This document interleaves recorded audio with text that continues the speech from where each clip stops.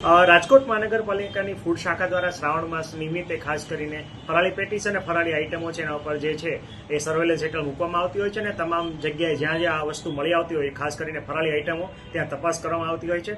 ખાસ કરીને hygienic condition ઉપર ફરાળના નામે પધરાવવામાં આવતા ઘણી વખત મેઝ પાવડર અથવા સ્ટાર્ચ પાવડર છે એનો ઉપયોગ થતો હોય વગેરે ફરિયાદો મળતી હોય છે. આ ઉપરાંત અમારા ટીમ પણ આ બાબતે સતર્ક હોય છે. એ અનુસંધાને શ્રાવણ માસની શરૂઆતના દિવસોની જ વાત કરીએ તો જે જલારામ નમકીન કે જે ગુણાતીત મેઇન રોડ ઉપર આવેલી છે તુલસીબાગની સામે, ત્યાં અમારી ટીમ છે એ તપાસ અર્થે પહોંચી હતી. ત્યાં લગભગ 140 કિલો જેટલી જે છે એ ફરાળી પેટીસ છે એ રો ફ્રાય કરીને તૈયાર કરવામાં આવેલી હતી. ટોટલ અનહાઇજેનિક કન્ડિશનમાં આ જે ફરાળી પેટીસ છે બનાવવામાં આવતી હતી. આ ઉપરાંત પેટીસનો માવો જે વપરાશમાં લેવાતો હતો, આ ઉપરાંત ઉપરના જે કોટિંગ લેવા માટે વપરાતો પાવડર એ ફરાળી છે કે કેમ વગેરેના નમૂના પણ લેવામાં આવ્યો છે ને આ પેટીસ છે એમને અનહાઇજેનિક કન્ડિશનમાં પ્રોડક્શન થતી જણાય એટલે એનો નિકાલ પણ 140 જેટલો કિલો પેટીસનો કરેલો છે. આ સંસ્થા જે છે ને લાયસન્સ બાબતે નોટિસ પણ આપવામાં આવી છે અને જો હજી ઉત્પાદન છે શરૂ રાખશે તો આ સ્થળ છે સીલ કરવાની કાર્યવાહી પણ કરવામાં આવશે.